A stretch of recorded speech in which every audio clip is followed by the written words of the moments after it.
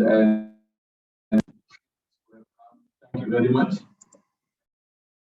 I welcome you all to this very important discussion celebrating 30 years of UN Declaration on the Rights of the Minorities and the context of the communities discriminated on birth and descent.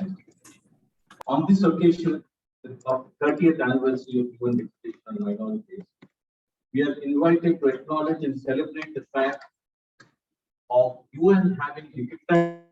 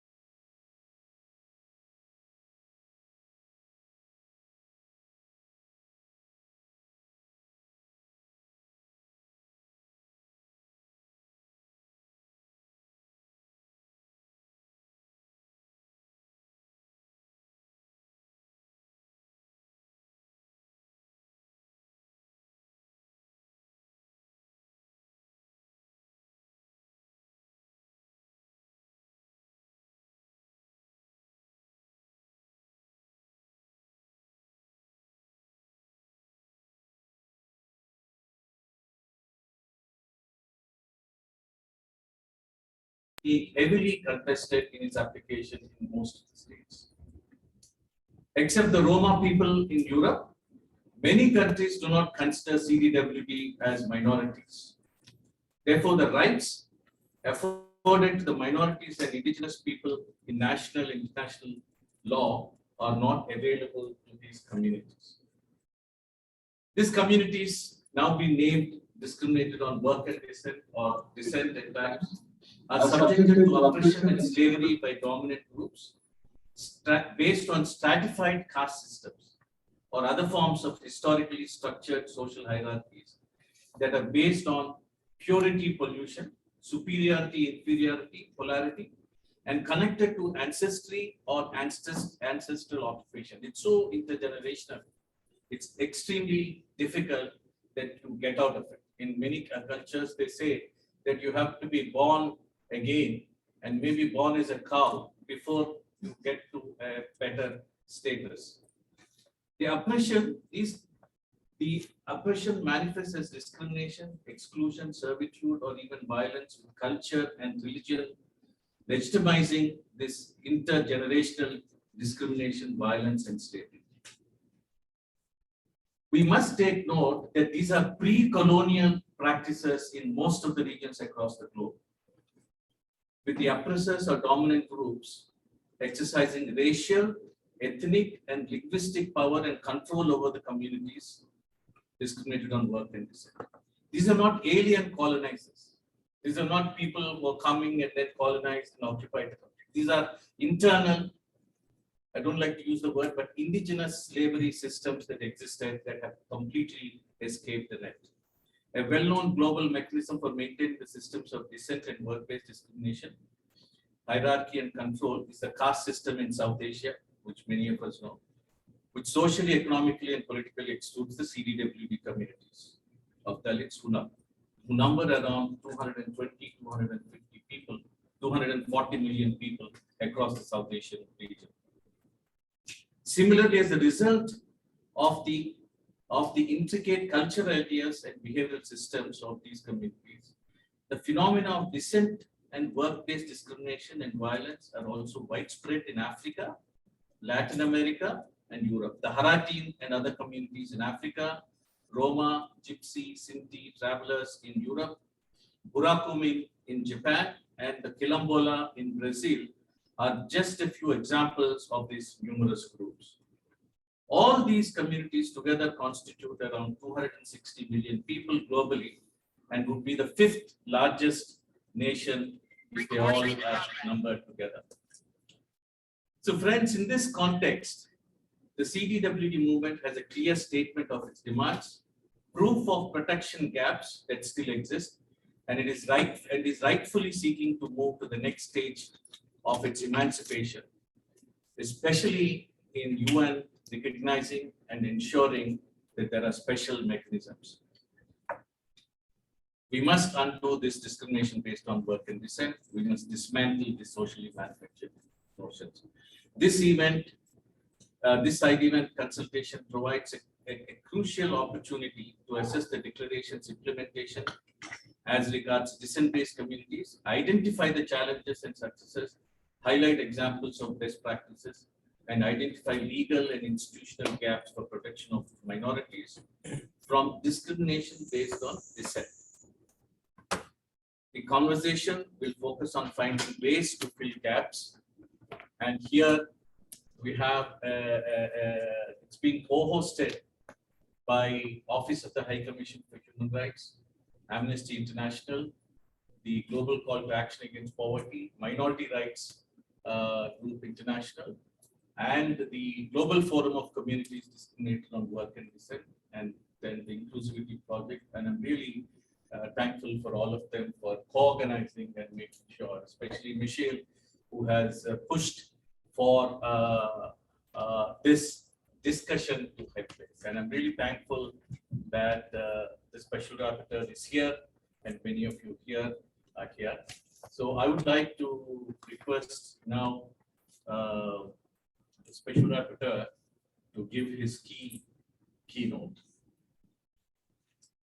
I don't think I need a microphone unless it's necessary. The only thing is we are joined by Zoom in 3 regions, French and Portuguese and Hindi.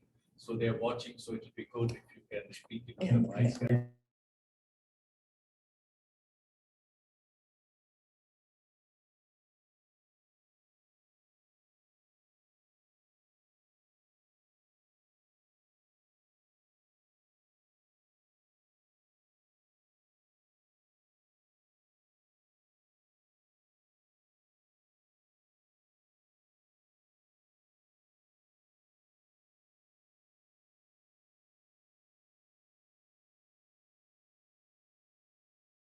At this conference, as we mark the 30th anniversary of the UN Declaration on the Rights of Minorities, in a few moments, I will say a few words about also the high-level event that we had yesterday at the UN General Assembly, which I think is the first time the General Assembly has held such an event for heads of states and diplomatic representatives since the adoption of the UN Declaration. Unfortunately, some of you might know that there was not a great deal of civil society representation, presence, which is another issue which I will probably not have time to get into today. However, before I begin, if you will, with the formal presentation, I hope you'll allow me to bring to your attention what I posted this morning on social media. And it concerned what occurred last week in Uttar Pradesh in India, where occurred the rape, murder, and hanging of 2 Dalit sisters, aged only 15 and 17. This horrific incident is unfortunately not unique.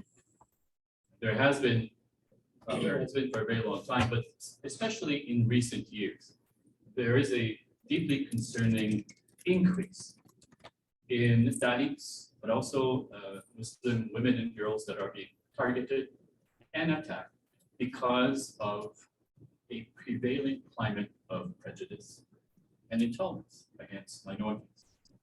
Now, I cannot name those 2 girls, but I hope you will join me in a moment of silence as a gesture of respect for these and also the too many other ethnic or rather minority women and girls who are victims in some situations because of their religion, and others because of their descent, and who are being targeted in countries, once again, too many countries, which are not doing enough to protect them because of prejudice and still too widespread views that they are somehow not as deserving of respect.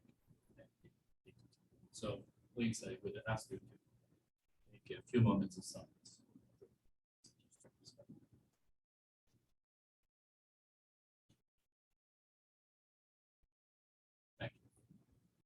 Now, let me take this opportunity to remind all of us that Dalit women and girls and other minorities are particularly vulnerable and are often unable to access justice or accountability in an environment which is increasingly intolerant, and that governments must, as a priority, address the two common atrocities that occur to these minority women and girls by tackling the underlying prejudice, as I said earlier, but also the hate and the hate speech in social media, which I know many of you have seen. And what we can see, including in video clips, is horrific. There are lynchings that are circulating right now in India and other parts of the world where you can see Dalit and others, the minorities, be mistreated and in some cases lynched. We are seeing the dehumanizing of the Dalits and others and other minorities. Dehumanizing is somehow inferior, as we all know. And this means the conditions of impunity, which also occurs, it seems, increasingly, where especially minority women and girls become targets for such attacks. Unfortunately, as many of you know, this does not always happen, in the sense that the governments are not always prosecuted. In the case I just mentioned last week, the government of India has acted, the authorities have acted relatively quickly, and that is appropriate.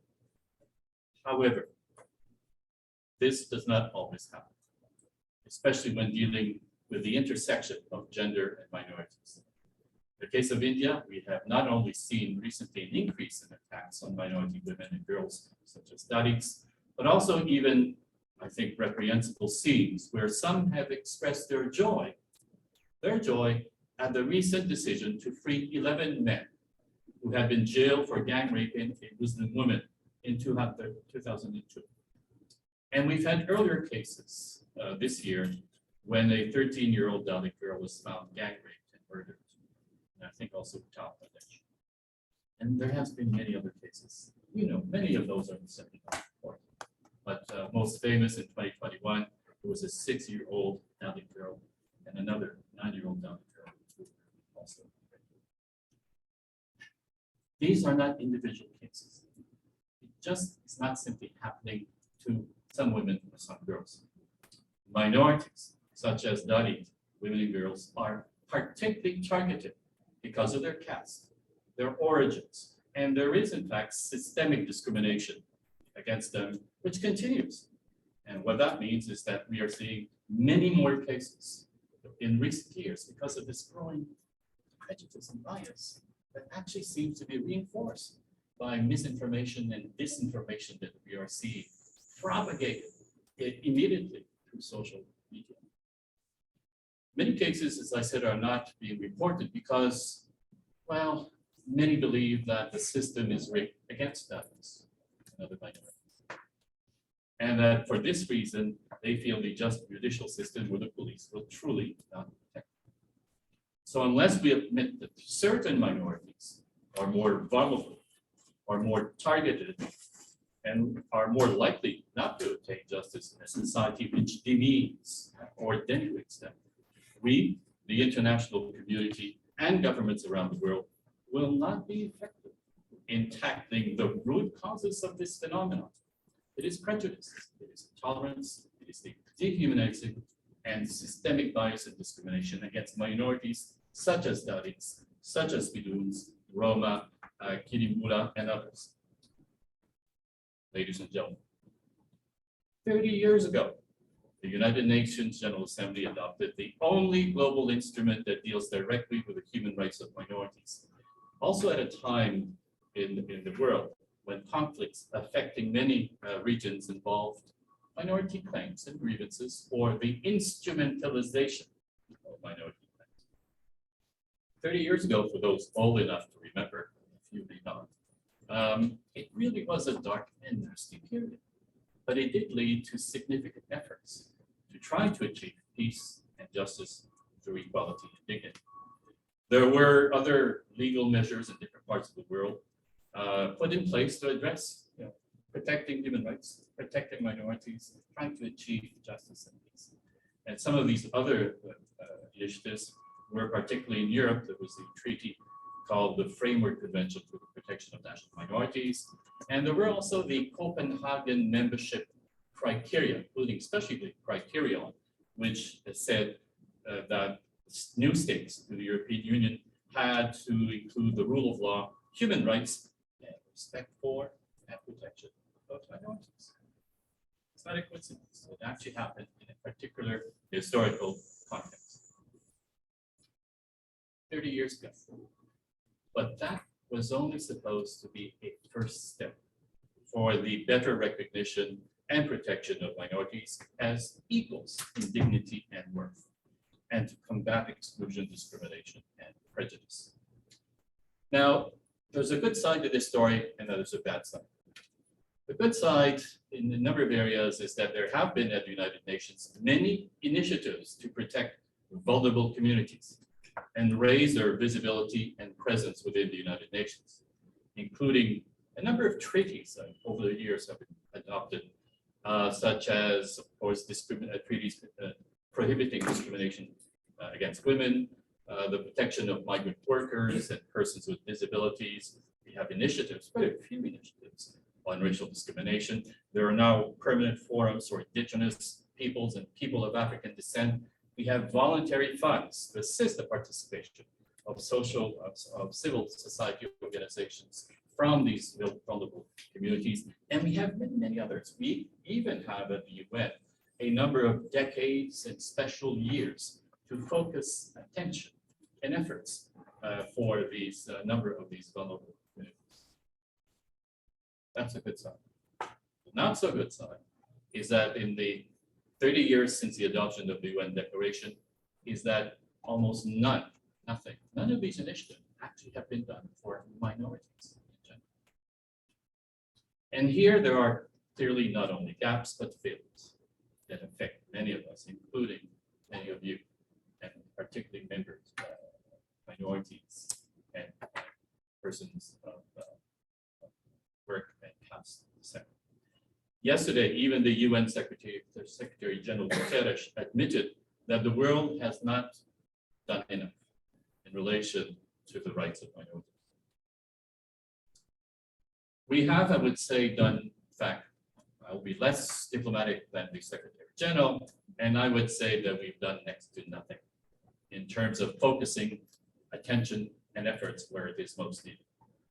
Because certain minorities, and particularly minority women and girls, continue to be amongst the world's most vulnerable, including Dalis, including Roma, including descendants of former slaves, Haitians of Dominican descent.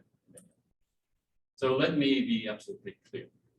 It is worse now than ever before in many areas. And we have failed until now at the United Nations to sufficiently address a trend and to take measures to correct, to rectify, to try to protect those groups which are amongst the most vulnerable.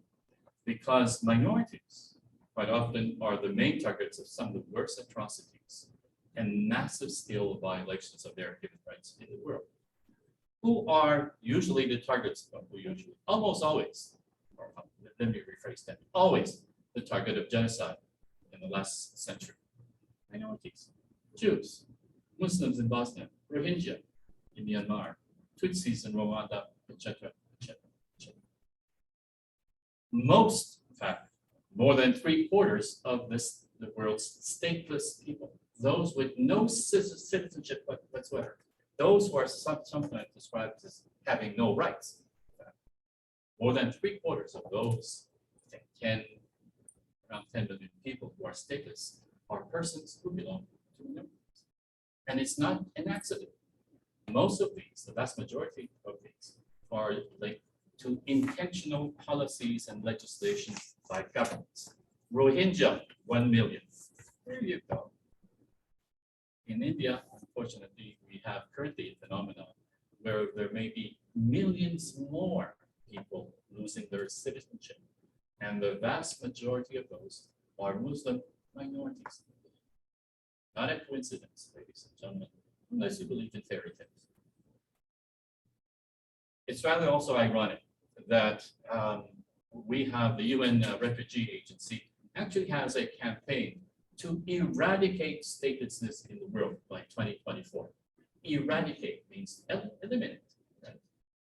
So, and that campaign has been going on for a number of years. I think the 10-year campaign, there's still a few years there. So what is the level of reduction of statelessness? 0. We haven't reduced it.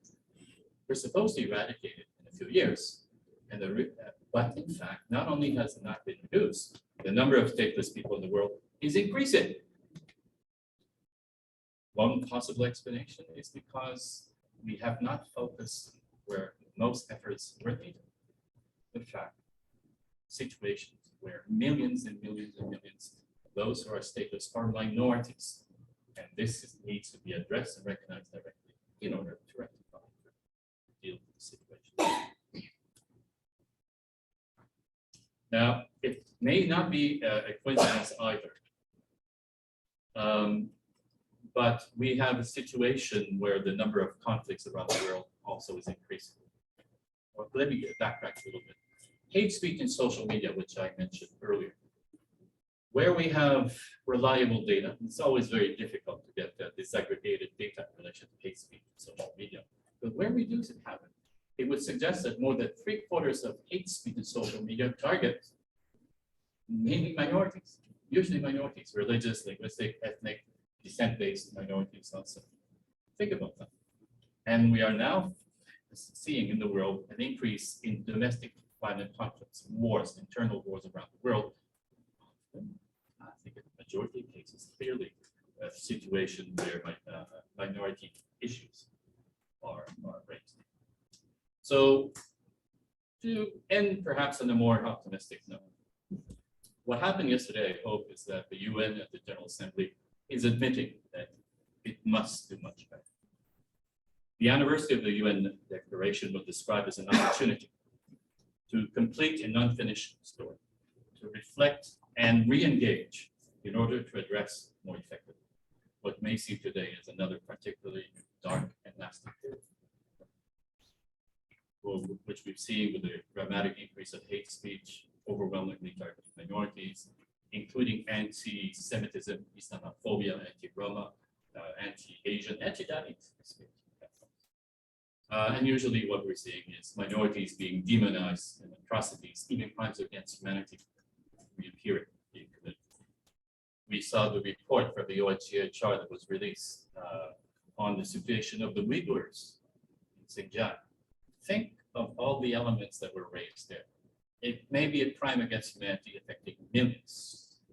And it took quite a bit of efforts for us to release that report. I'm not a diplomat, so I don't have to be. I'm an independent expert. But this anniversary is an opportunity to provide more visibility, presence, and support to deal more effectively with some of the world's greatest challenges and to give voice and space for minorities. I and others yesterday at the high-level event of the UN General Assembly called for efforts, for example, to create a permanent forum and a voluntary fund so as to continue more effectively towards the promise of justice, equality, and dignity for all, especially those who are most vulnerable, especially those who are minorities. That's where it's needed. These are the main human rights challenges that we have in the world today, and we are missing the boat. There are other more immediate areas of human rights that need also to be addressed as part of, I would suggest, a strategy for better recognition and protection. For example, so that descent-based communities are not left behind. It is important to be able to situate their human rights, not only as individuals, but also as minorities that are particularly vulnerable and marginalized, and therefore need to be explicitly referred to, acknowledged, and the focus of protection. There have been many efforts, and I think one of the interesting ones has been in a number of areas in the United States and our efforts in the United Kingdom to include descent-based discrimination as a recognized ground of recognition in inequality and anti-discrimination legislation. State universities in California have just done this recently. And I think that indicates why we need special focus and recognition for those who are most vulnerable. So this is an area which we have not started to discuss yet at the United Nations, but this is what is needed.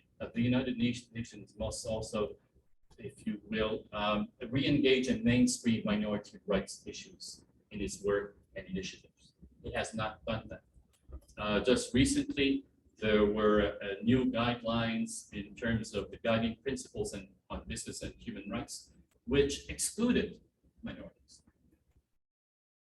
They refer to, in this, it is called the UNGP 10+, a roadmap for the next decade of business and human rights. And they included many vulnerable groups as needing specific focus against discrimination, including women, LGBTI people, children, persons with disabilities, indigenous peoples, peoples of Afro descent, which is great, migrants and refugee workers. Then it stops. Interestingly, in the first draft or previous drafts, minorities and ethnic groups and others were included. Version. I always get that reaction.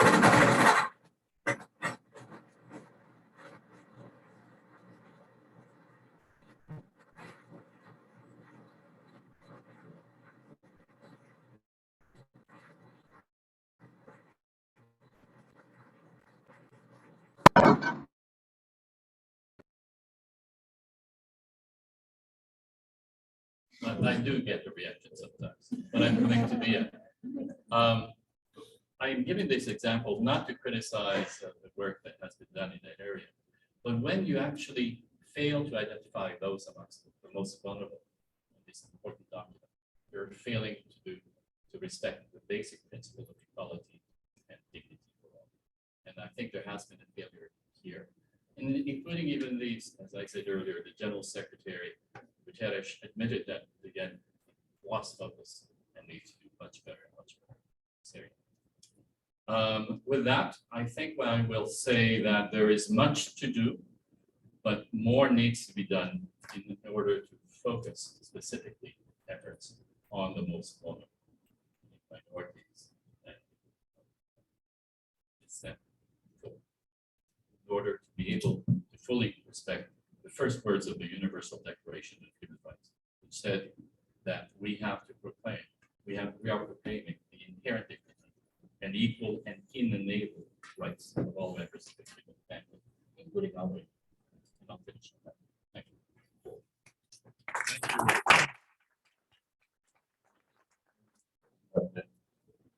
Dr. Fernand, I think you have brought it out. I will not attempt to even highlight because you have very succinctly and sharply has mentioned these communities that lack the specific mechanisms, even within a special mechanism that has been there. But look forward to further working of these aspects together with you. Even before we started, I would say that we are running out of time. I'm sorry. It's really, unfortunately, it's the schedule of this, so we need to quickly run. But I just want to ask Johannes and others, we have voices that are recorded and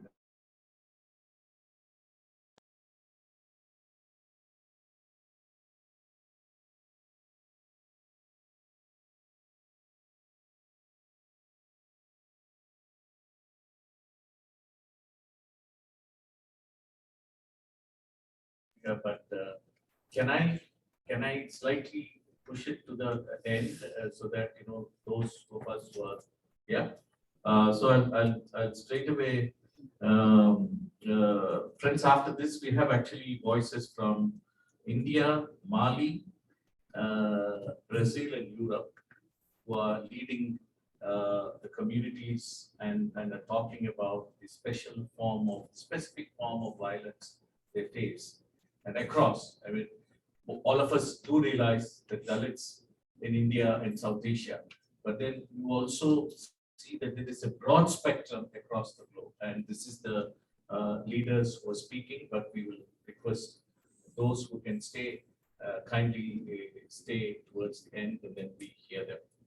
I also request a short statement, the permanent mission from America, the UN would like to make, because because he has to leave. So I really support and make this thing. Thank you, guys. Thank you. Thank you so much for organizing this event, and thank you to the special rapporteur. Thank you for organizing this event, this very important event, and thank you to the special rapporteur for his keynote address. The protection of minorities is a priority for the United States.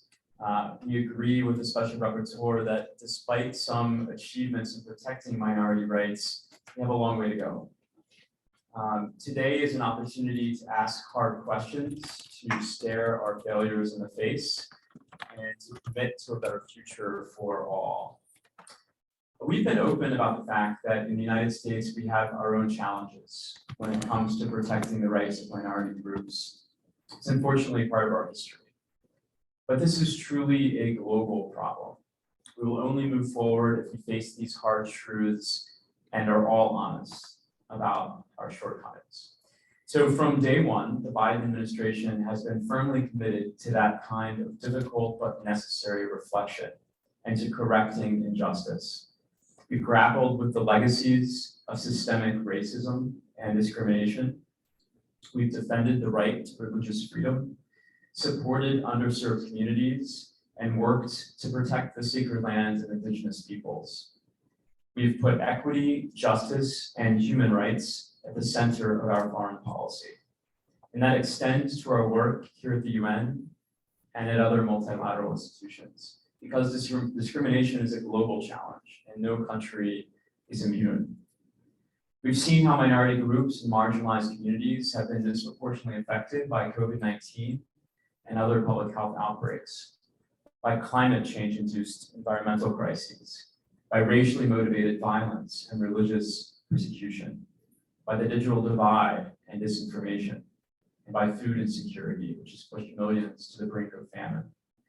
The more we do to safeguard the rights of minority groups, the more we do to take the world's most pressing challenges in hand. So now is the time for decisive action. This is the moment to recommit to the ideals of the Declaration on Minority Rights. And we look forward, the United States, to recommitting to protecting minority rights. Thank you, Mr. Duff.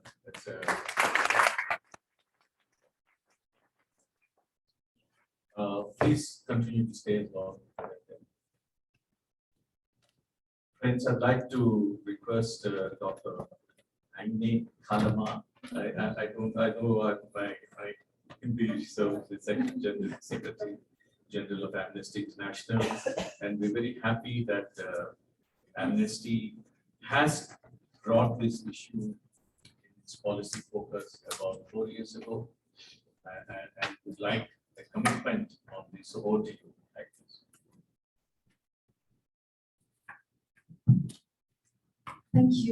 Thank you very much, Paul, Special Rapporteur, everyone. It's a pleasure to be here and to attend that side event that marks the 30th anniversary of the Forum on Minority Rights. And I wish to congratulate everybody around the table for their work on that issue. And I just came from another event on the death penalty, and this is one issue where a lot of progresses have taken place. And now here, an event where Fernand is telling us far too little has happened. But if anything can be learned from death penalty, it is that perseverance, consistency, coalition, commitment, investment, resources, that can make a difference. So listening to you, I take that over the last 30 years, a lot of words have been uttered, but very little action and resources have been put into it. So Amnesty International has come to the issue of descent-based discrimination quite late, and we're engaging on that issue now with a great deal of humility, but also great deal of commitment. We are an organization of about 10 million supporters spread over 150 countries and territories. We have prioritized inequality and discrimination in our strategic commitment, and are absolutely convinced and that these are non-negotiable, that they are the heart of a kind of meaningful human rights vision and journey. So we're very, very grateful to be associated with you on that difficult one. The discrimination that we are talking about here turns life into death, justice into impunity, dignity into misery. Its clutches are inescapable, even in death. You have, Fernand, already mentioned the cases of the Dalit girls and women who are victims of rape and murders. Impunity around those cases is staggering, and the support that the perpetrators receive is even more staggering and difficult to tackle. They are a horrific testimonial demonstration of the very deep-seated nature of this exploitation, oppression, violence against Dalit and a range of other people in the world, not just in South Asia. The intergenerational and historical oppression and caste-based discrimination is something that does not often come to the forefront of our thinking when we think of minorities, and yet it affects an enormous amount of people around the world, and it also affects diaspora around the world. So it's something that people carries with them across boundaries, across countries, across generation, carries even life from life into death. It is a reflection of something that is constructed, but so deeply constructed that it almost looks inherent. And to fight it back is proving very challenging, because clearly affirmative action is not enough.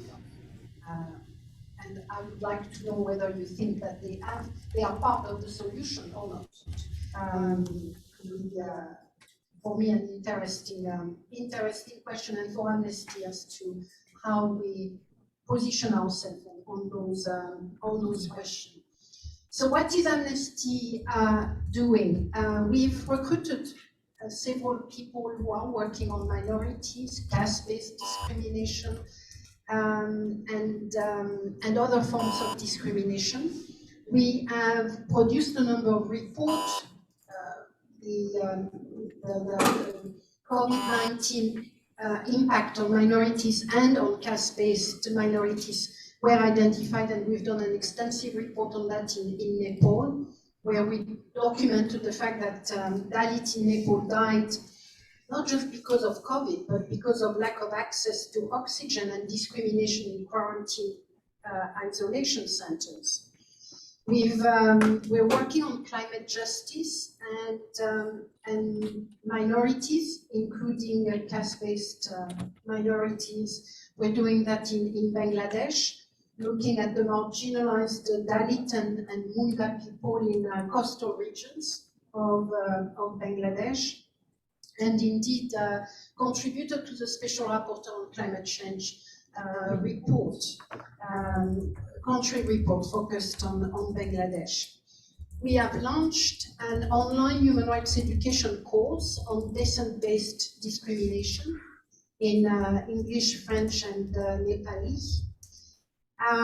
And we are trying to support a range of other groups that are working on that topic. Like I said, we are kind of the late in working on this issue. So we're doing that with a great deal of humility and commitment to support and to learn. My message, I think, today is that we're very, very keen to work with you all to explore innovative strategies and tools to accelerate the implementation of the convention and the fight against casteism. We stand ready to work with you to steer collective action at the global level to address, in particular, descent-based slavery and forced labor, to prioritize the voices of descent-based groups in climate change, including in the loss and damage discussion, and to tackle hate speech on social media platforms. We may have wasted a bit of the last 30 years, or some, not us, but government. So let's not do that for the next 30 years. There is, I think, a far greater awareness than there were 30 years ago. We have a great deal of empirical evidence. We have people coming together, working together, coalition building, and so on and so forth. So I want to believe that we can change the course of that journey, and really by working together, insist and force government in fulfilling their national and international obligations, empower people to demand for them, for their rights, and express solidarity at every single corner. So I just wanted to say, count us in your fight, count us on your side. We really want to be part of that journey ahead. Thank you very much.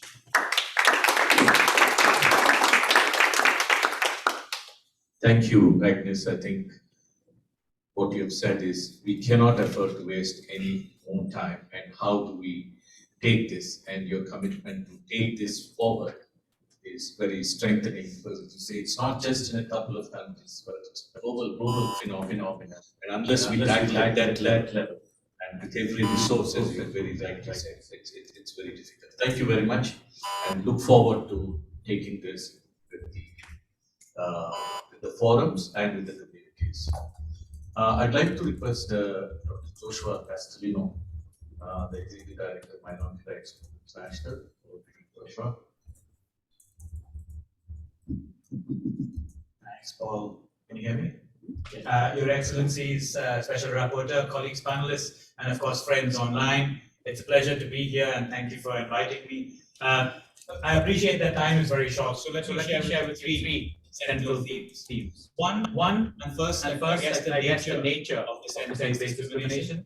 Secondly, a commentary on the deficiencies of the minority framework, and then third, the way forward.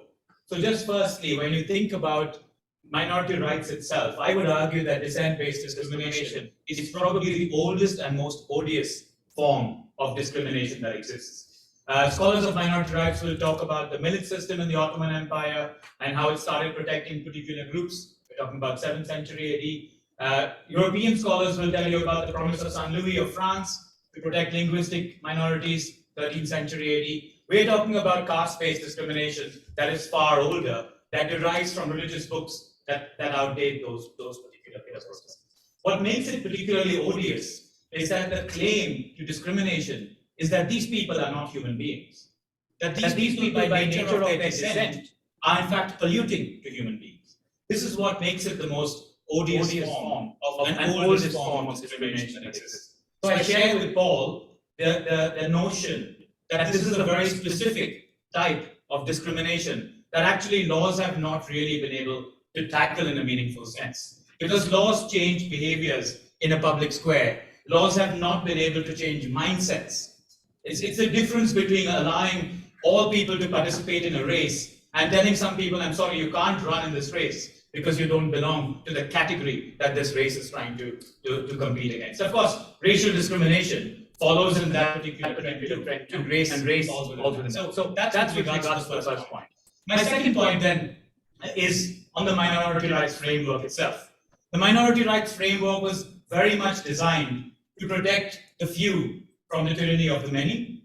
This is an idea that has inspired progressive thinkers through every century. And those progressive thinkers have realized that even if you create a democracy which relies on the consent of the vast majority of the population, there will be no safeguards to protect the very few from the tyranny of the many. And so the minority rights framework has come about to create really administrative, legislative, judicial mechanisms to ensure access to justice for all communities. It has had its successes over time because it had its successes in trying to, I guess, get punishment for the crimes perpetrated en masse against minorities. So some of the biggest successes of minority rights have come in the prosecution of those guilty of crimes against humanity, ethnic cleansing, genocide.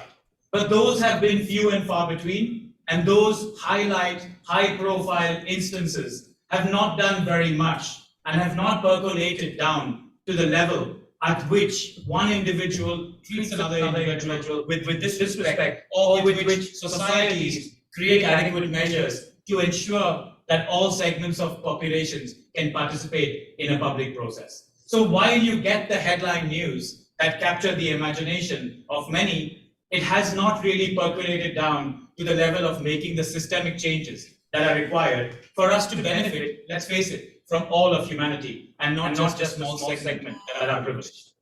So my third point then, in terms of the way forward, the 30 years so far have been a 30-year of defeat largely. But colleagues, let's not fool ourselves. This is not by accident. This is not by neglect.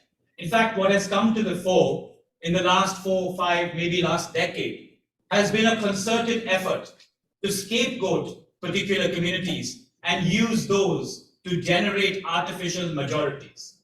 We find in the majorities that are winning elections strange combinations and coalitions of people who ought not to belong together. The only thing they have in common is hate towards a particular minority. So let's just take that forward and roll that forward to the next 30 years. What we are seeing then is the scapegoating of politics and the scapegoating of particular communities. You name your scapegoat. It could be LGBTQI+, it can be women, it can be Dalits, it can be Muslims, it can be Hindus, it can be Christians, it can be migrants. The scapegoat varies, but the politics is the same. Pick somebody, make them out to be an enemy, and generate a mass of people who all think that's an enemy. Now, faced with that kind of problem, we need to, in the sphere of minority rights, rethink our approach. And one of the things I would highlight caution towards is further fragmentation of the agenda. It's very easy to create a new mandate, relatively easy. Maybe our colleagues who are in the diplomatic sphere can tell you more about how difficult that might be. But it is relatively easy to create a new mandate. But the effectiveness of those mandates will only work if they don't fragment the agenda. At the moment, it's very, very easy to fragment the agenda. It's very easy to say, I'm really pro-LGBTQI, but I don't really like Dalits. So I really like Dalits, but I'm not really on the women's agenda. Or I'm really in the women's agenda, but that's religious discrimination, that's different. Beware of the extent to which the communities are being fragmented. In the context of the way forward, we need to think through an approach that unites and coheres and creates a majority of progressive people who believe in the inherent dignity and worth of every individual, and not those who are painted into little corners where we fight our little battles. So if we think through this particular conundrum in the context of dissent-based discrimination, I leave you with one conclusion, which is essentially we need to acknowledge that this is the most odious and egregious form of discrimination and quite possibly the oldest, that it needs special mechanisms to ensure that it's combated in its full extent, but that we make sure that those mechanisms don't fragment movements from below that are coming up, that are demanding accountability and justice from the elite and from the 1% and the 10% and the artificial 50% that are winning elections in many of the countries where discrimination is persistent and egregious. Thank you. Thank you. Thank you very much, Joshua. You have very succinctly brought us something to focus on this. But focusing on this, ensuring intersectionality without fragmentation. And how would we do that? I think that's a puzzle that we really need to. And I hope we can look at the formation of a group which can take some of these concerns forward and see that the gaps are not excuse of not fragment. At the same time, how do we strengthen their concerns while taking the issues on the ground very clearly. I'm very happy that the co-organizers of this and I would like to request to speak as an advisor on minority rights of the Office of the High Commission. Thank you. Thank you, Paul. Good afternoon, everyone. I'd like to start by thanking all of you for joining us at this meeting to discuss how we can better reinforce our work in combating disability discrimination. 30 years ago, on 18 December 1992, United Nations member states came together and adopted by consensus the Declaration on the Rights of Persons belonging to national, ethnic, religious, and linguistic minorities. The Declaration remains the only instrument at a universal level to address political, civil, economic, social, and cultural rights of persons belonging to minorities. 30 years since its adoption, the need for effective measures to protect the rights of minorities under the Declaration has become much more urgent in light of the rise in inequalities. Across the globe, millions of people face segregation, exploitation, physical abuse, and are excluded from participating in decision-making because of their color, religion, language, work, descent, or combination thereof. Persons discriminated against based on descent can be found within diverse religion, ethnic groups, geographical regions, including within diaspora communities, and they are being left behind or pushed further. Minority women and the youth from descent-based communities are often excluded from participation in decision-making, even those that concern them. OHCHR has been engaged in combating descent-based discrimination for many years now. Back in 2012, on the occasion of the 20th anniversary of the Declaration, the UN Secretary General established the UN Network on Racial Discrimination and Protection of Minorities, which is co-chaired by OHCHR. One of the first actions of the network back in 2014 was to develop a roadmap entitled Guidance Tool on Descent-Based Discrimination, Key Challenges and Approaches to Combat Caste-Based and Analogous Forms of Discrimination. The tool, this is a tool, we consider it a tool which provides direction on empowering stakeholders ranging from UN country teams and agencies to civil society. It offers guidance on how to address descent-based discrimination in a more comprehensive and effective manner. OHCHR has promoted the tool and organized many capacity building activities in our regions along the years toward a more concerted action in combating this form of discrimination. Since that time, however, new challenges have arisen in the promotion and protection of the rights of descent-based minorities, as we watch principles of equality, non-discrimination, and participation coming under threat in many jurisdictions. Lately, minorities are being targeted disproportionately, as every speaker has mentioned thus far, and as we are all aware, minorities are targeted disproportionately by hate speech, incitement to violence on social media platforms. They are being stripped of citizenship rights, subjected to harassment and intimidation, and made unable to exercise basic political rights. Presented with less than a fair share of economic opportunity, exclusion from participation have rendered many descent-based minorities invisible. This situation has only worsened by the COVID-19 disproportionate impact on minorities, not to mention the negative impact on minorities of climate change, environmental pollution, and the effect of wars and conflicts. In light of these circumstances, combating descent-based discrimination is now a priority at OHCHR for OHCHR. In this connection, OHCHR will be launching on 27 December of this year a guidance note on intersectionality, racial discrimination, and protection of minorities. This document addresses descent-based discrimination as a crucial intersectionality issue. In preparation of this guidance note, OHCHR has consulted extensively with human rights advocates from descent-based communities and with Dalits in particular. Excuse me. Through its Minorities Fellowship Program, OHCHR has been reinforcing capacity and recruiting youth belonging to this group so that they are better equipped to defend their rights.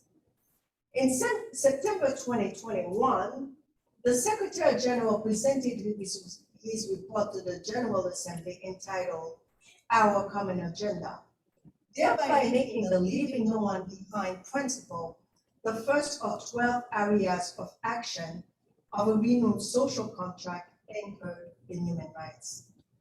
We are all aware that minorities are historically behind, with women in particular being excluded from full and effective participation both in the developed and developing world.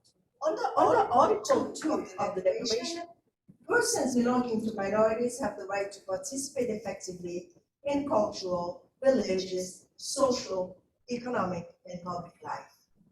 The Declaration highlights as well that economic exclusion is a cause, a manifestation, and a consequence of discrimination against persons belonging to minorities, and in particular, those belonging to descent-based groups. In this connection, OHCHR organized in June a stakeholder conversation on business-related discrimination on minorities born from minorities. As a follow-up to this conversation, OHCHR will be developing a joint advocacy policy brief on Leave No One Behind and business-related discrimination.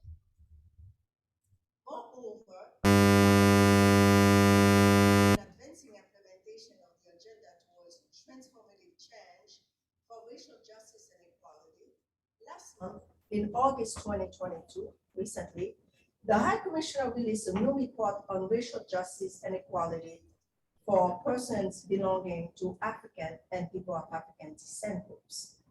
The report highlights developments and initiatives undertaken by states and others to address manifestations of systemic racism against Africans and people of African descent, including in the area of law enforcement, accountability, and redress for victims.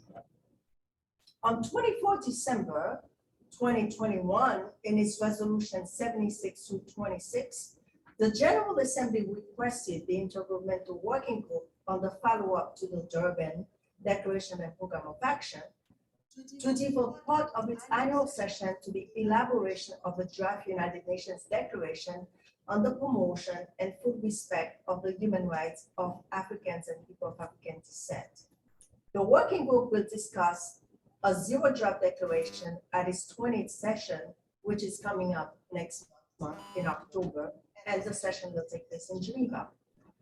As the International Decade for People of African Descent, which ranges from 2015 to 2024, goes on, OHCHR continues to organize regional meetings to strengthen national, regional, and international cooperation and facilitating the exchange of good practices to better combat discrimination experienced by Africans and people of African descent. Furthermore, OHCHR, in joint collaboration with the mandate of the UN Special Rapporteur on Minority Issues, the UN Special Rapporteur on the Promotion of Truth, Justice, and Reparation, together with civil society partners, organized on 15 September, recently, an international stock-taking roundtable entitled Roma and Memorialization, Advancing Recognition and Remedy for the Dark Chapters of the Past and their Impact on the Present. This event is part of a series of action undertaken by OHCHR in recent years, focusing on Roma issues in the Americas. During 2021 and 2022, OHCHR effort has resulted inter alia in the constitution of a Roma Advisory Council. This is an informal grouping of North African Roma rights activists with the goal of strengthening Roma Holocaust remembrance and stop police brutality against Roma. Finally, on the occasion of the 38th anniversary, OHCHR takes the opportunity to pay tribute to the Dalit activists and the Dalit human rights advocates who have, with commitment and courage, helped to raise the profile of disciplinary discrimination in international and national forums. It is largely thanks to Dalit human rights advocates that disciplinary discrimination is gradually attracting the attention and action it requires. Finally, against this background, we must join our efforts to tear down the walls of caste, color, religion, language, work, descent, by engaging international, regional, and national actors, and by bringing in both governmental and non-governmental sectors to combat this persistent human rights challenge that has been a reality for centuries. As stated by Il Sebrin Harris, Assistant Secretary General for Human Rights, at the high-level meeting of yesterday, quote, now for mobilizing the political will is the time for mobilizing with renewed resolve. OHCHR is ready to do so. Let us use the momentum offered by the 30th anniversary of the Declaration to push toward a future where equality can be guaranteed regardless of ethnicity, religion, work, or lineage. Thank you for your attention. I look forward to our conversation and to questions that you may have. Thank you.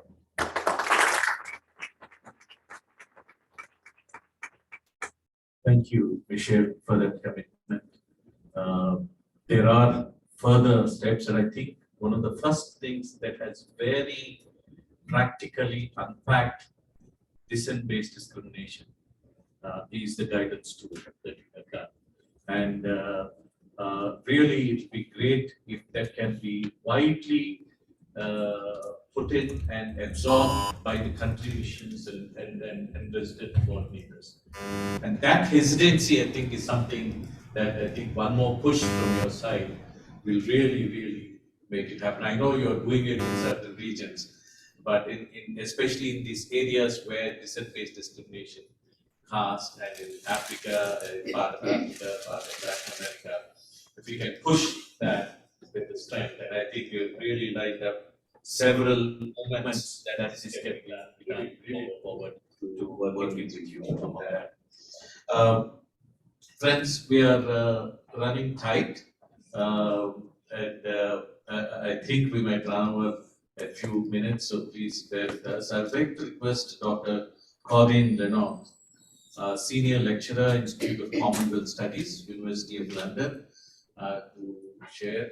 I must say that Corinne has traced three major, what they call norm entrepreneurship, of how indigenous communities, how the African descent, and how the discrimination based on work and especially the Dalits have inched their way despite the states opposing, and how the norm has been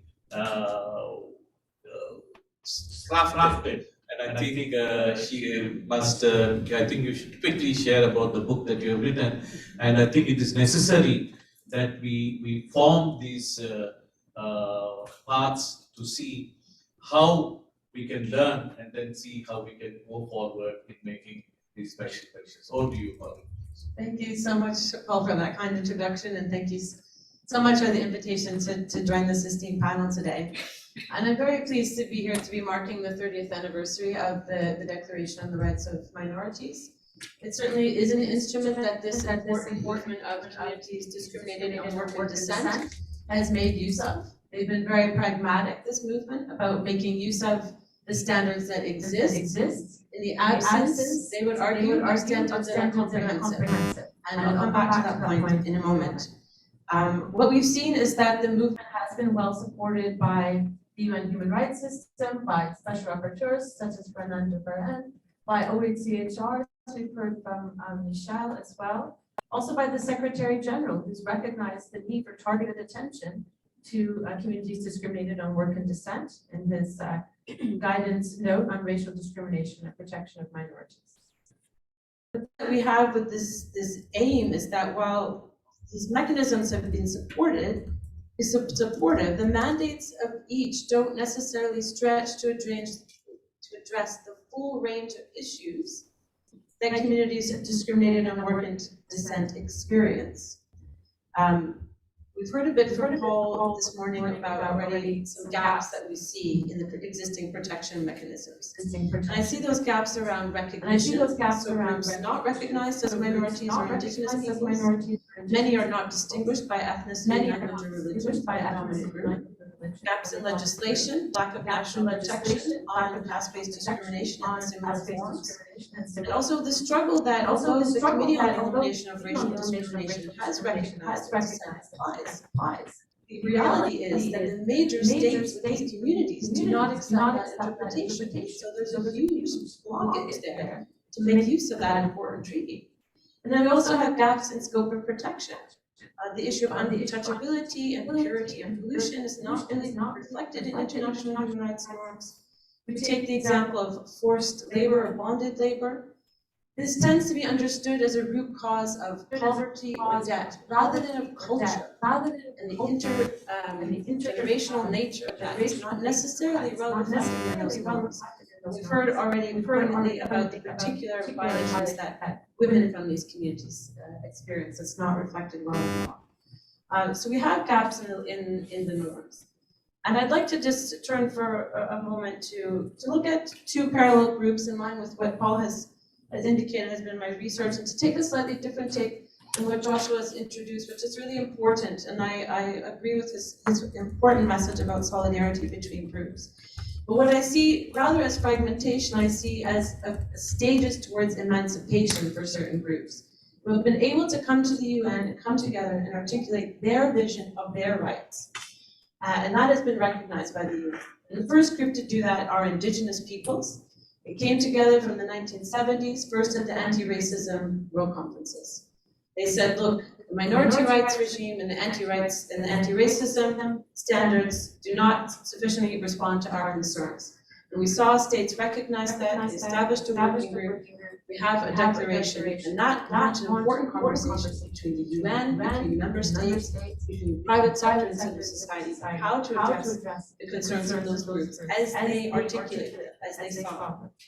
And the second parallel case we've seen very successfully in the past couple of decades is people of African descent, and Michelle has rightly pointed out how successful that group has been in articulating their vision. And crucially, it goes beyond racial discrimination. They've gone beyond the Convention on the Elimination of Racial Discrimination. They've raised concerns such as reparations, such as cultural rights protection, land rights protection, that were not in existing standards. And they felt group-specific standards were needed, and that's why, as Michelle articulated, they're looking at their own declaration. So I think we have important precedent within the US, within the UN, for cases where existing protection mechanisms have not met the needs of groups. This collective global group of communities discriminated in work and descent has articulated their vision for what they would like to see in terms of rights protection. They need the support of states to take that forward, and the support of the UN.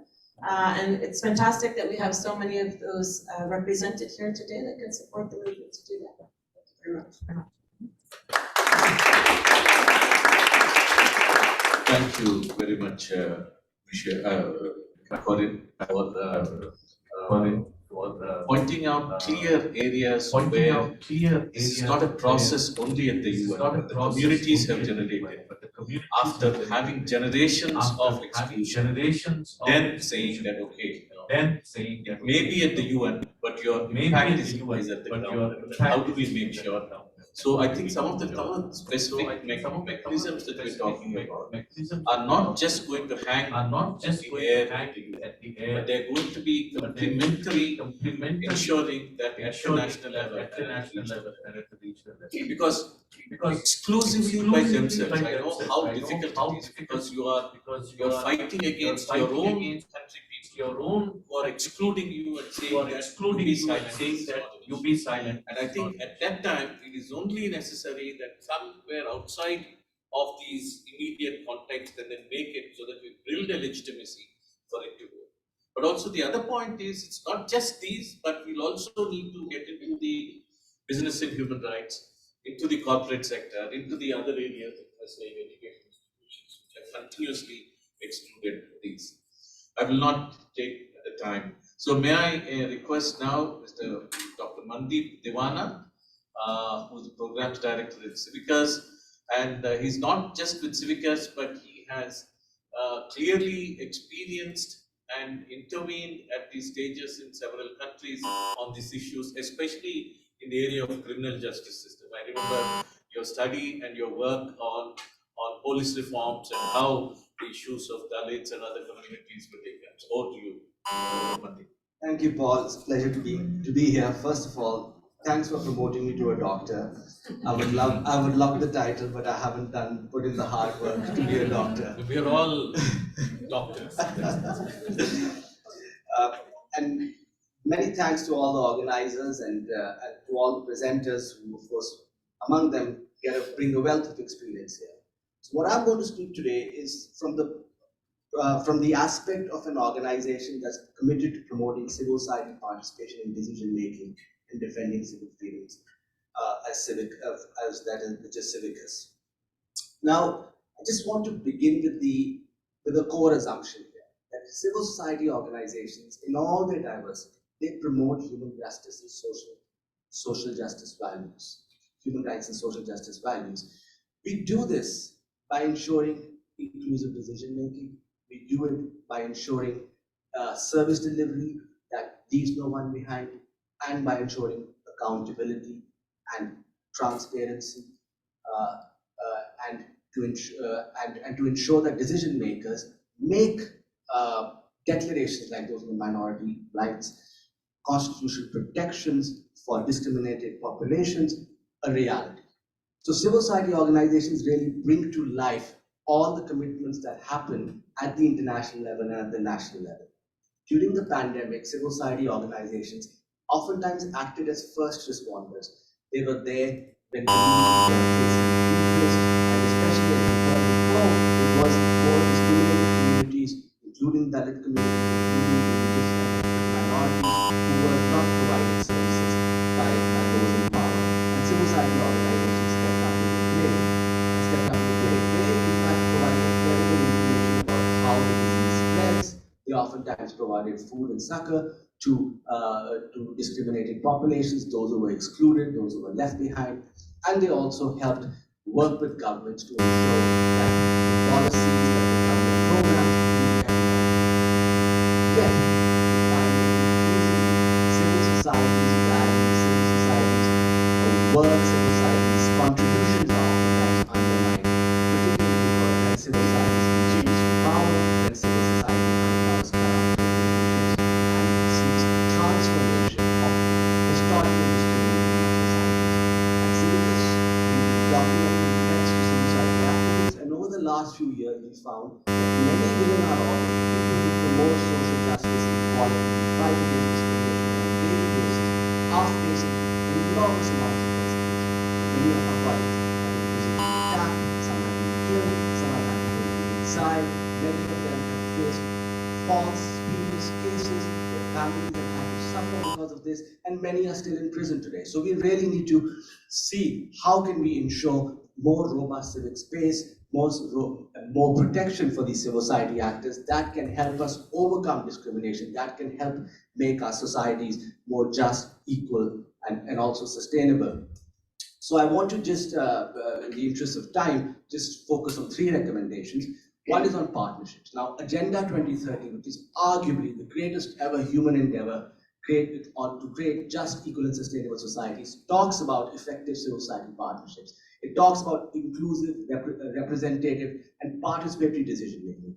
Yet we find that global civic space conditions are abysmal. According to our research on the Civicus Monitor, which is a participatory platform that measures civic freedoms, just 3.1% of the world's population live in some 39 countries where the freedoms of expression, association, and peaceful assembly are adequately protected. So we need to do something about this. Now, during the pandemic, despite the bad examples of illegal surveillance against civil society, attacks on protesters, and undermining of and intimidation of civil society actors, there were also some good examples. So some governments included civil society in presidential and governmental task forces. So that was one good example. Some governments also included resources for civil society in stimulus packages, which allowed civil society to engage in effective partnerships. And some governments also provided information about civil societies working on their websites, and also about the relief that civil society could help people provide people. So that's, I think, let's invest in effective civil society partnerships. This would be the first recommendation to decision makers. Second is really about we have a wealth of experts. We have special rapporteurs at the UN level who work very closely with civil society to help ensure accountability and to help realize international and national standards. But many of these special experts are not allowed into countries. So again, here governments have an important role to play, not only by leading by example, by ensuring open access to special experts, but by also working with other governments and to ensure that all countries must ensure unimpeded access to UN special experts to help them achieve parity with international standards. And the third the recommendation I want to speak about is on participation.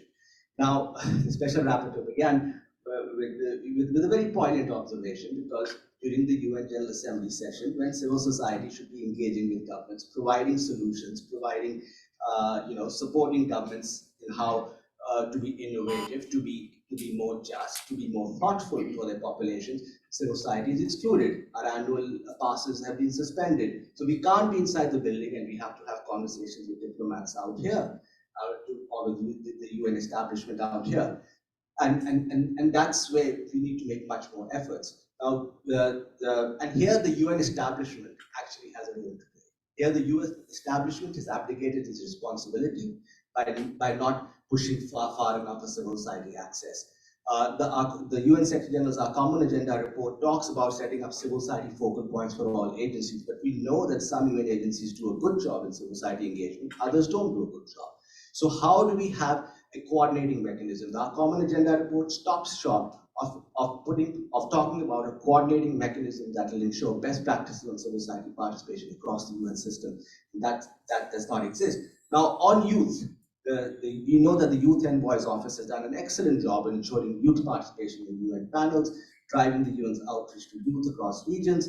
So perhaps that's something we may want to think about in terms of civil society. And despite the opposition that will happen by some repressive states, by some people who may see this idea as ahead of its time, but a civil society envoy can help ensure better participation and help us advance actions that will overcome discrimination. Thank you. Thank you very much, I think there is a layer within the civil society which is not being recognized by the broader civil society, which is the civil society represented by the discriminated. And I think, I know you are taking it up, but I think we need a lot more of effort to see that in most of these countries, it's not the civil society who is from the dominant, but also civil society which is able to bring the voices of these communities also into. So how do we do that? And I know it's a difficult job, because the benchmarking of those communities itself is a very difficult challenge. The resources are a challenge.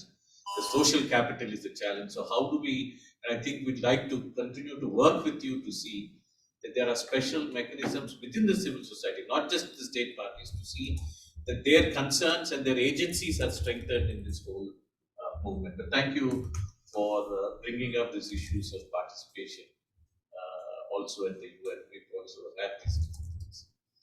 So friends, we are now moving to member states who have come here, and I hope we will have some time to discuss some of the things that we have the other leaders here.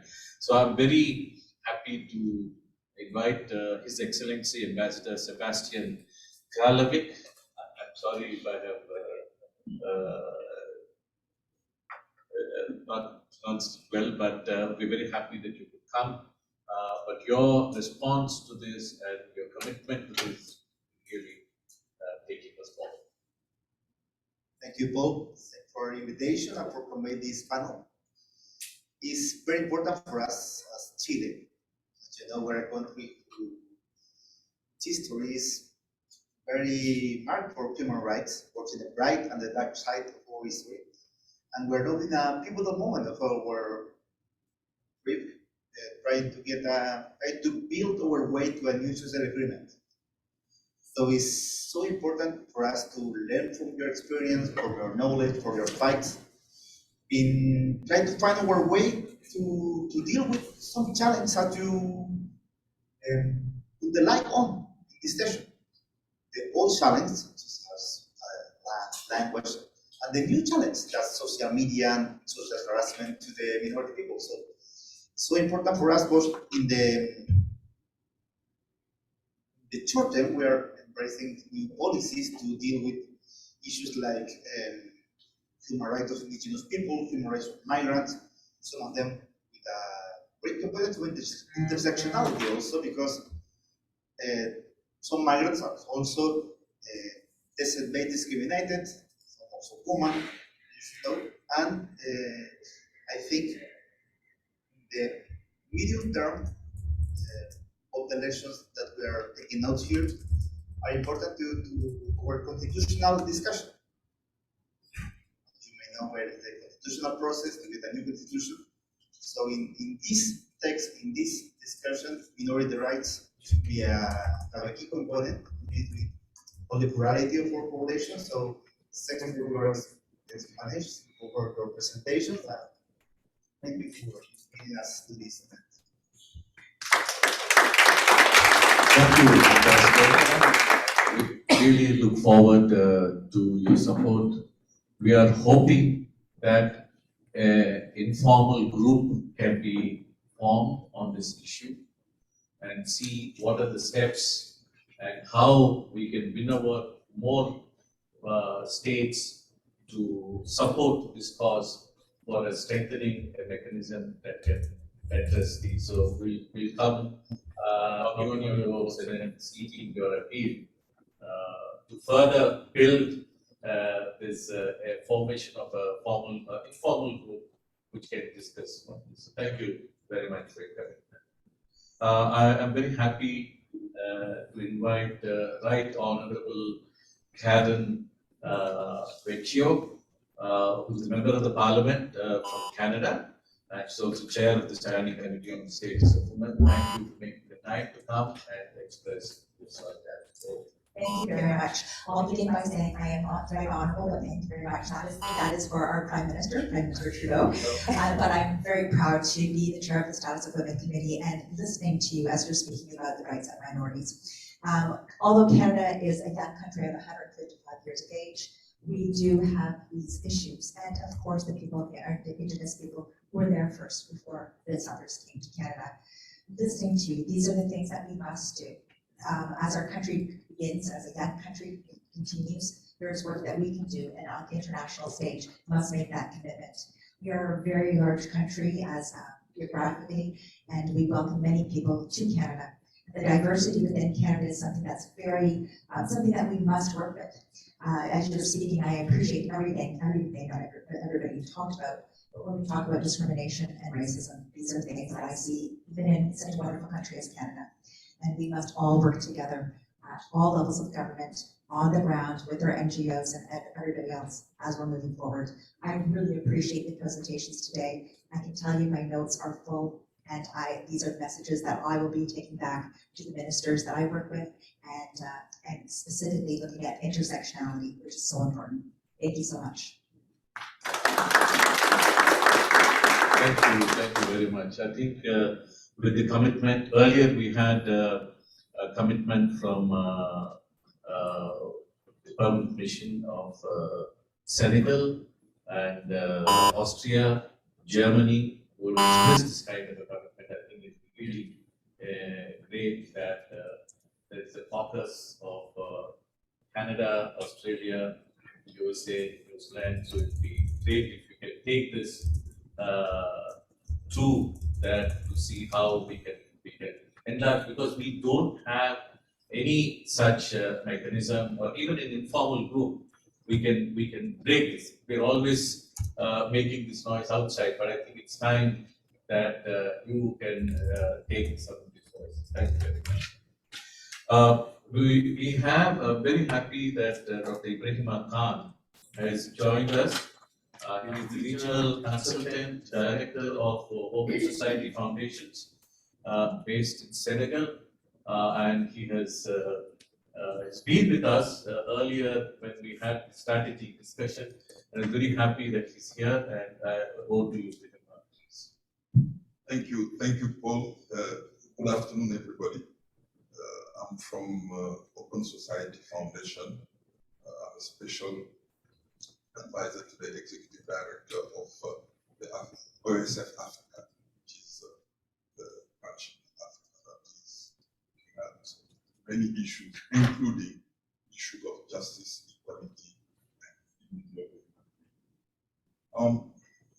I don't want to repeat what has been said, but I just would like to come back to what Joshua was saying, to really highlight 2 or 3 things. One is, if we don't want to defragment, as we mentioned, we need also to look at how we can include regional mechanism to this fight. In Africa, for instance, there is a lot to do. Not just because discrimination based on hope and descent is important, but today, this discrimination is leading to very serious crises. Just give you the example of the crisis in the Sahel region, including Mali, Burkina Faso, and Niger. Part of it is based on the fact that those who have been discriminated on the basis of descent are now using arms to fight for their rights. So I think it's really important that something is done.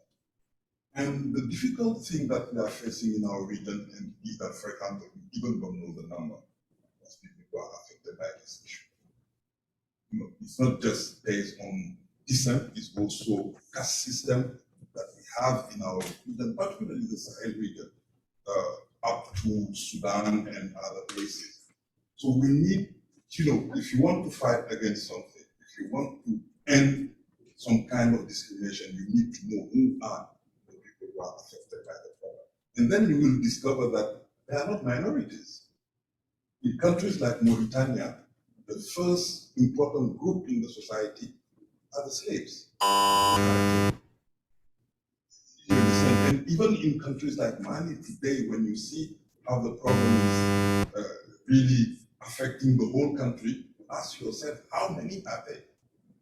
So I think it's important, and this is where I also urge, because the Office of the UN High Commission is here, urge the UN to work more closely with the African Commission on Women and People's Rights, the Committee on the Rights and Welfare of the Child, and children, to really start developing a common approach on issues. I know special rapporteurs are meeting every year to discuss some of these issues. I think it's also the time for the special rapporteurs to really start working together to have a common approach. That's how we can also try to deal with the fragmentation that you are talking about. A second point that I would like to raise here, it's also how to really make sure that we have a common understanding of the problems and a common understanding on how to look for solutions. There is a need for connection between one part of the South, which is Africa, to what we can call the global, the UN system, where we can have a common definition, common approach, common understanding of the problem. It's not the case at the moment. I think it's important. I don't know how we will do it. Is it a new declaration? Is it a new? We need to find a way of developing that. Third is solidarity. And I think here the solidarity starts in the South, because the way people are affected by this kind of discrimination shared in the South, from Latin America, Asia, that kind of solidarity, I think, is a starting point of really engaging with the rest of the world around this issue. And we can learn a lot from the way the Roma, for example, are in their own situation in Europe, and how the European system is, the European system. That kind of solidarity doesn't also. It's really important because if we do that, we can start looking at how to change the mindset. Because here, we talk about the way law can able to change behavior. Even behavior is not changing. In all our constitution, like this. But this discrimination is just growing. So I think the problem is how to really reach the mindset. So that is where what I have just said, support initiative aimed at ending this kind of discrimination. And my organization, is open for any kind of collaboration with other organizations tackling this issue. Because now it's getting into, particularly in Africa, into our violence. And the problem is that violence is also starting to be connected with religion, which complicates the situation in the Sahel. Terrorist groups are now linking up with this kind of this movement, and that will complicate our task and will really make our fight more difficult. And I think it's important for us to also start doing the work, urgent matter, to avoid those kind of complications. Those are the words that I really wanted to share.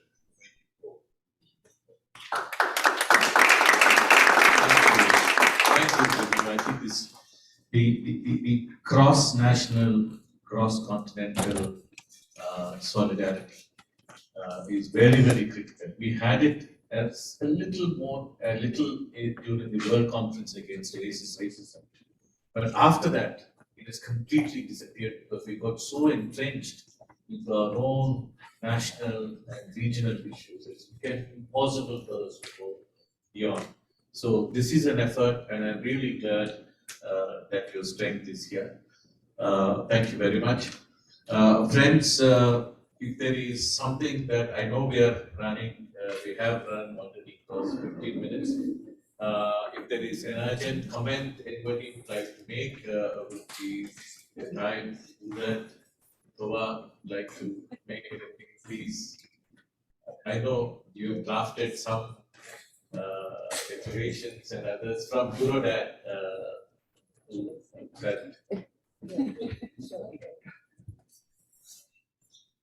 I haven't prepared much of an intervention, but the total writing from Eurodad. I think some of the ideas that came out about mapping best practices in the UN, including on protection of minorities, I think the indigenous peoples work is one of the most inspiring examples of how you can use the UN system to protect minorities. And indeed, on economic justice, we are just now drafting, we finished a civil society proposal for a UN Convention on Tax to show how the UN can intervene and prevent tax havens and international tax abuse, building on the examples that we've seen in the climate movement before. So I think there's a lot of news for me in this, and it's been an incredibly educational event, and thank you so much, Paul and everyone, for all the work.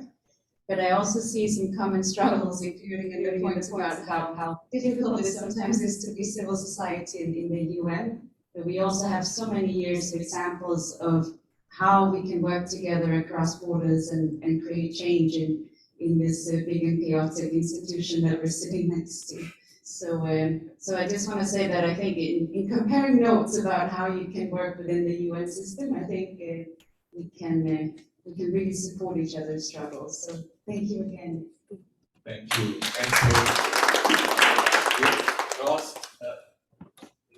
We crossed the limit by more than 15 minutes. So I would invite, but just to close it with a appeal that this is coming from the communities. This is not coming from the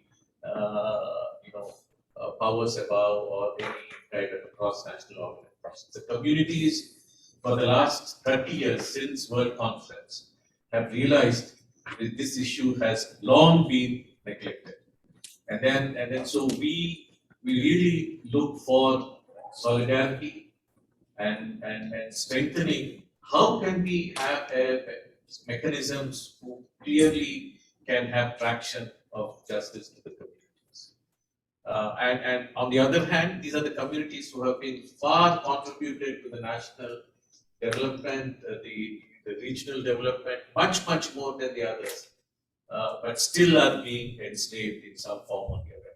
They're called enslaved in Africa, but in other places, they are not calling that, but they are in fact enslaved in many ways. So thank you very much, and really once again appeal to you and to all the eminent bodies here that if we can have an informal group, we would come to you knocking on your doors to see how we can build further into maybe a special mechanism, maybe implementing effective ways of having better traction and making sure the communities will completely dismantle and make this world free of discrimination. So thank you very much for all. We will continue to show the voices because they have been prepared. But those of you who can stay, please stay for 10 more minutes. Is the thing who have, but those who have, because there are people in the Zoom who are also watching. So we would like to make sure those voices are very heard. But if those who would like to leave, we will not hold you back. Thank you, each and every one of you, for making this, and also thanks the team behind really that worked on this. So we'll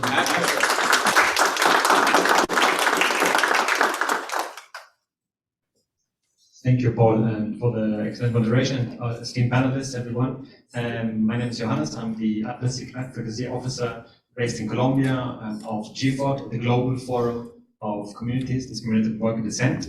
And also, I want to mention that we have two outstanding supporters here, Jeremy Owen and Rohan, here in the back, who helped us so fabulously, our interns. Thank you very much.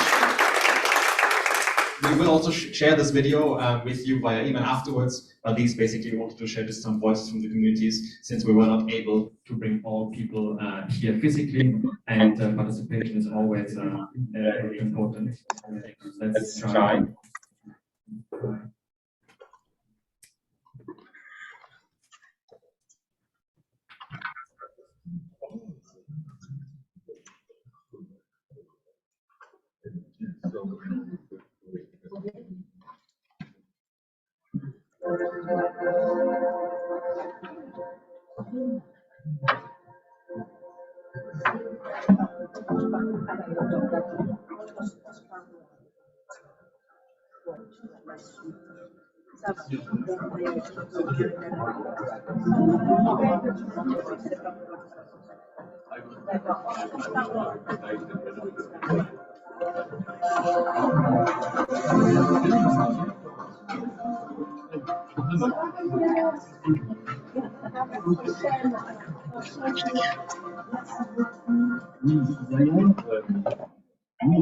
The concept of CDWD is important for those who have been historically discriminated because of their work and descent.